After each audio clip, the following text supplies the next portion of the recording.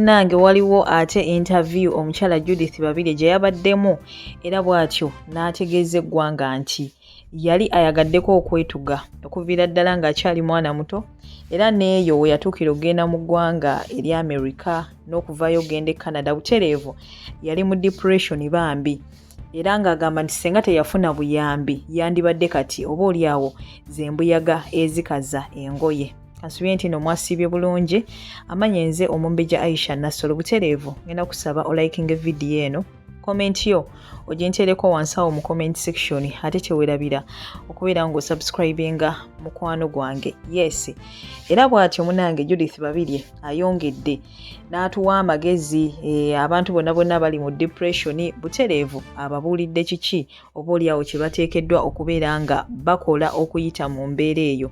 Ngenda kuba nkulekerako akatambike ogende maaso n'okubeera nga ati okekkaanya so nga ate ebyo nabyo bikyali awo mukwano gwange n'ensonga za Shiba nazo munnange tezinnaggwa olutalo lukyagendera ddala mu maaso wakati we n'agambibwa okubeera mujja we. Kati nno waliwo omukyala avuddeyo ng'agamba nti ye muganda w'ono omukyala wa promota we Yukono Jaffa Sparks gwe bagamba nti ye taata lubuto wa Shiba. So omukyala oyo muganda wa mukyala wa promoto yavuddeyo butereevu n'abaako naye ensonga ate munnange zaayogeddeku ku lwa muganda we kuba agambye nti ye muganda we mukyala musirise nnyo ebintu byabikwata mpola tasobola kudda mu obwo buvuyo so ye avuddeyo n'abeera ng'ate abaako bwino oba oliawo gwatuwa era ngenda kuba butereevu n'akatambi ako nkakulekerako essaawa eno yennyini. Ngenda kuba nkomawo n'ebirala bingi nnyo toseetuka. Goodbye for now. Nze embeera za depression zimbaddeko nnyingi nnyo. I think I first tried to commit suicide nga nina emyaka 9 years. Nali separated from my mother nga sifunye closure sigambye goodbye.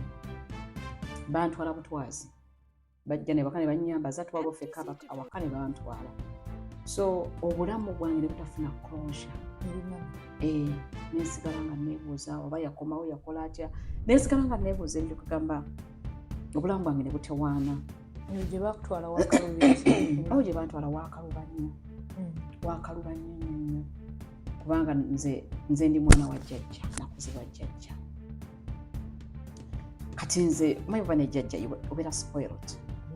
Jjajjange omusajja bwe yakabanga amata bw'ati kikupa ekisooka nga tulina ente nnyingi nnyo nga bampita nga nkinyweraawo awo nga kyabuguma bulungi ogamba nayagalwa ne bwe natuuka eno omubulamu obwaddako ebintu byali bizibu very very very tough and obulamu obwo ne bubeera buzibu nnyo paka wennakuba ne bwe mba nga ndi mu kuyimbira ng'obulamu buzibu nga obulamu bwa famire yange mwe nakulira ate n'ogattako obulamu bwa adult life neesanga nga obeera nka kaffe nakulidde omukadde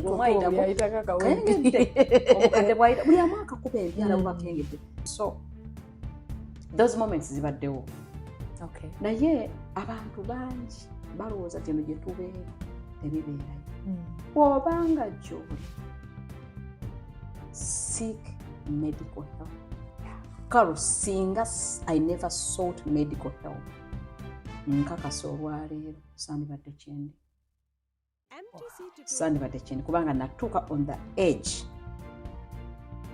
Bw'obanga oli eyo teweegumya ntera okugamba abantu ebimu nti bayibuli egamba mukwate obube obutono obwo obwonona ensuku ez'emizabbibu nga bukyali buto, meaning nti handle the problem nga kikyali kitono kubanga bwe kikula kisobola okukola big damage. The one thing that I can say, I have been through depression over and over and over. 2 things have held me strong, or 3 things, actually there are 3. Sookera ddala Katonda simuvaako kubanga nze nalokoka kintu kimu kuyingira ggulu kati byonna ne bwe bijja ngamba Mukama bwe mba nfa naawe by'otankoledde ku nso ojja kunnyonnyolera muguba kitewabikola because olina obuyinza kati oba osazeewo nfe kanfe naawe nga kusimbe. Ekyokubiri ekinywezezza nina strong family support. That is, I have a group of my sisters and a group of my brothers abawulira nti ku Judith kamenyekeddewa and they're like, Judy, it is okay, ojja kuyitawo we are with you, you are loved. Kyekyobugagga Katonda kyeyamba sigambye ndi family yonna naye ninamu a portion abo bemmanyi nti Judith nga bamuzinga abo bajja kweziribanga. Another thing ekinkiye nzeera nga ndi strong is my mother. Era bibona bibamwogerako mbu musiyazi byali bituufu because wegomba otya mukazi muno mbu she's a beautiful being, I want to be part of it, nzikiriza mbeere third of you. Are you kidding me? That means you're not disgusted. Ate ogamba otya mbu olina class. Bana abantu abamu tebeenyinyala. It's really Jules naawe no. Abaana b'Uganda beegomba abantu naye abantu beegomba. Aswaza banaye Jules. Jules ogamba otya eyo? Nga mulabye n'emitawaana. Emitawaana si mingi naye ogamba kyemele. Ndieno nga bumanyi olugambo lumpuuba. Ngenda kuteekako ko ka recording omanyize munaye si recording abantu nga sibagambye sibikola ebintu ebyo naye nga nale yatunyumyenyumyemukko ku bino ebigenda mu maaso. Nga wobiwulira manyi nti nabe yagwa mu family yammwe naye kyanna kunyera sigenda kugamba nga bwolaba munnaye nze ndi advocate w'abantu abatalina ddoboozi nga ntegeeza nti nabatalina kali social media nnene abasobola ababeera nga banyigirizibwa naye nga ye gundi Diana ali atya mukajjeefu ali atya sooka olumpe Mbondokuwe kati olaba first of all webale nnyo mukwano webale kucheckinga in ate webale kuba ndaba post zo ndaba videos zonna zokola. I really appreciate the thing is like family affair oba nze kaliyo nga ayogerako oba alimu obulalulalu but everyone is so down to earth tebamanyira bintu bino bya byakubeera mu bintu bwebiti bisasage.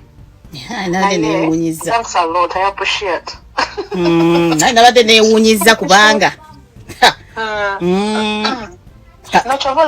you've not had her come out, you've not had anything from our side ntoba omuntu agamba no this and this and this giving explanations, but me as a person personally I feel bad okulaba mukulu wo nga bamuteeka mu bintu by'ekasasiro byatabeeranga muko talina na Facebook talina na biki like tali ku social media but they are dragging her name down.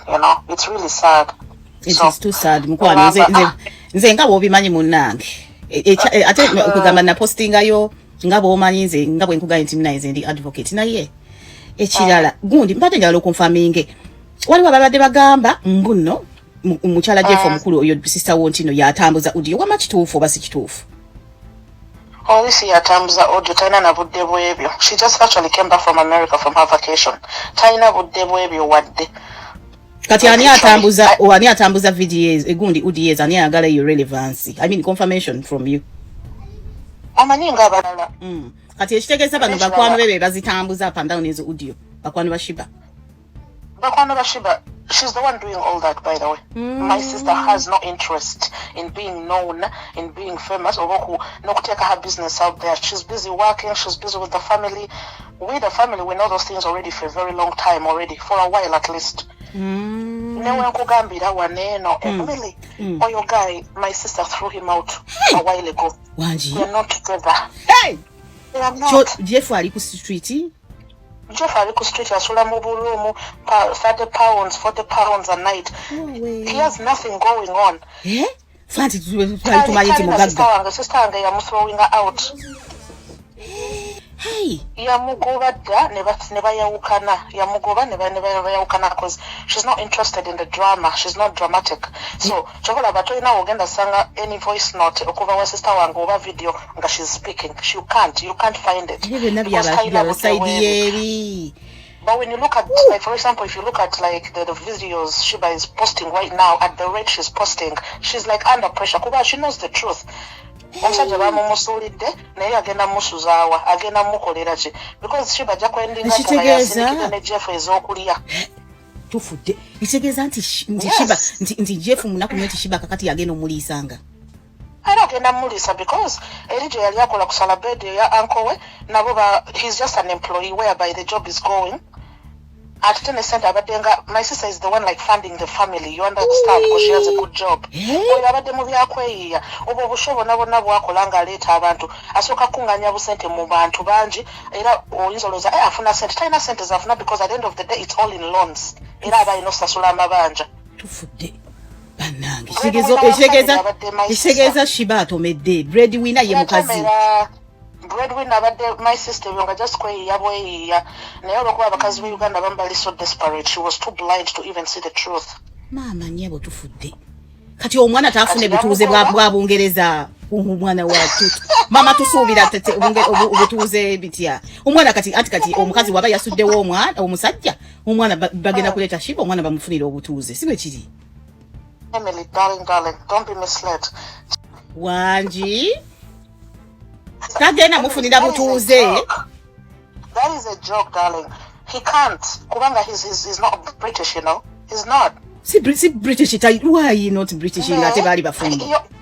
No, he only has 5 years and it was gonna be well okay you know like you marry someone blah blah blah no chimaliriza kati babade bayino ku deciding ngako I think in January or something. Nyabo tufudde empapula zo. My sister yamukanyugadde so empapula yazeyo noneramu because my sister already reported nagamba nzoyo tetukyali fenna. You understand? Ekitegeeza tusuubira bebe wa Shiba. Alowooza mbagenda zaala kana akali British. Alabye ennaku akana agenda zaala kana Uganda nga kasoga nga kajinja. Katonda wange. Yaliyo na time mbadde manyi nti aludde e Bulaayi yali akola ki okufuna empapula.